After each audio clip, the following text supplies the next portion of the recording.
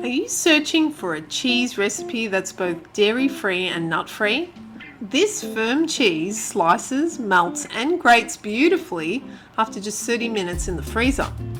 With a well-balanced flavour, it's an excellent choice for anyone on a plant-based diet, those with dairy or nut sensitivities, or anyone that's curious about making a cheese alternative at home.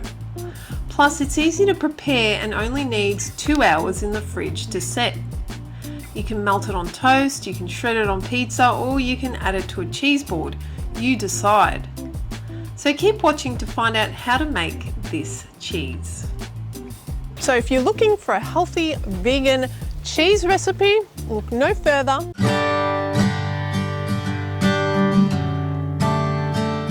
So the ingredients for this recipe are easy to find at the supermarket, except for the agar-agar powder. So I'm pleased with the brand that I use, and you can substitute with agar flakes if you have them, but you'll need to use 3 times as much just to achieve the same firmness as the powder. Guys, this recipe is inspired and adapted from Monica's cheese recipe at thehiddenveggies.com. She has some great vegan recipes for you to try, so I encourage you to check out her site.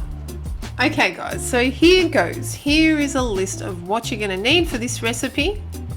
So you're going to need a can of coconut cream or milk. Then you're going to need half a cup of hot water, 1.5 teaspoons of Himalayan salt, 3 tablespoons of nutritional yeast, 2 tablespoons of agar-agar powder, 2 teaspoons of lemon juice, half a teaspoon of minced garlic or garlic powder, 1 teaspoon of turmeric, 1 teaspoon of paprika, 1 teaspoon of mustard, and 1 teaspoon of miso paste. So for the utensils, you will need a saucepan, a whisk, spatula, measuring spoons, and bowls or molds. So the mold can be the shape of your choosing for your cheese. It can be round or even rectangular. Just make sure that you spray the mold with oil spray just to make it easy for the cheese to come out easily. Okay guys, so let's begin. So first place your miso paste into a bowl and add a tablespoon of hot water.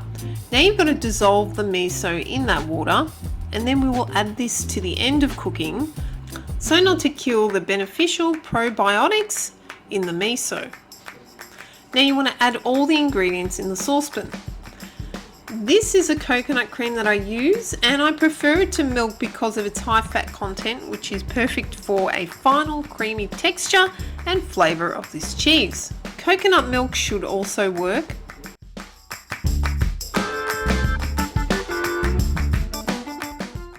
Now you want to add half a cup of hot water to your can, swish it around and then add it to your pan.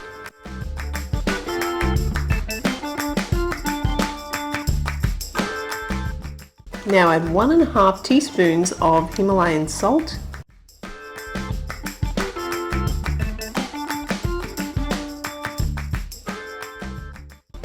then we want nutritional yeast, and the miso paste is what helps give this cheese its cheesy flavour.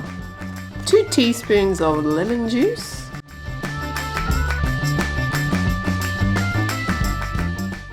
half a teaspoon of minced garlic or garlic powder. Adding mustard really enhances overall flavour. You can use any type of mustard. I used American mustard, but Dijon mustard will also work well. Turmeric and paprika are not only healthy but a great way to colour your cheese. Just remember that turmeric can really stain your bench tops and timber, so be careful not to stain anything that you'll regret. Add 2 tablespoons of agar-agar powder,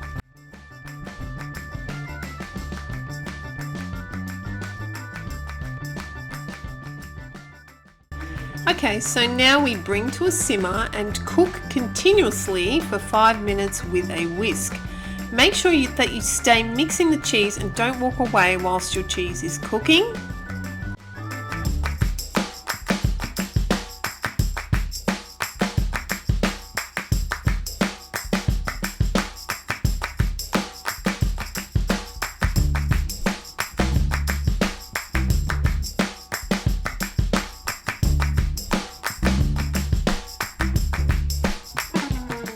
Now you add the dissolved miso and whisk together.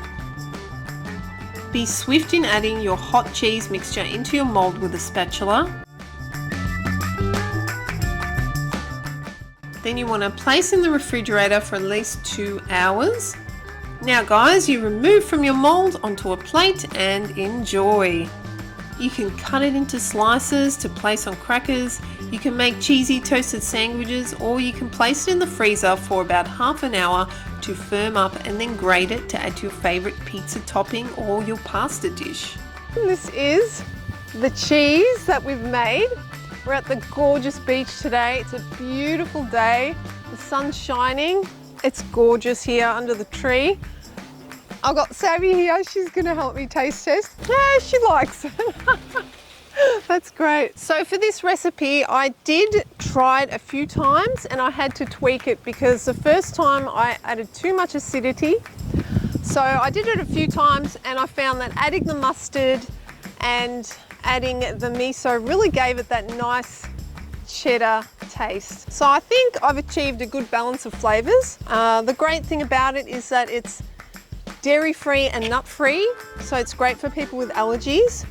You can slice it, you can also grate it, and it does melt, but it's not stretchy. So if you want a stretchy cheese, you're gonna have to add some starch to it, some tapioca starch. But I just find it's really nice on its own, and it's a great cheese substitute. And you know what? It actually tastes like cheese singles. The ones that you buy at the supermarket, the processed cheese. And when you put it in or under the sandwich press and you melt it, just like I did in this video, it tastes almost identical, I think. So yeah, it's really good. You can keep this on a cheese board and it'll stay firm. I would also recommend to let it sit at room temperature if you're serving it on a cheese board, because I think it tastes better when it's not so cold. So I've found that as well. Okay guys, so that about does it. I hope you like this recipe and I hope that you go and you try it for yourself and then let me know how it went for you and if it worked for you. Did you add anything or tweak it? I'd love to know, so leave a comment below. And if you like this video, don't forget to like and subscribe, and I will see you in the next recipe video. Bye for now.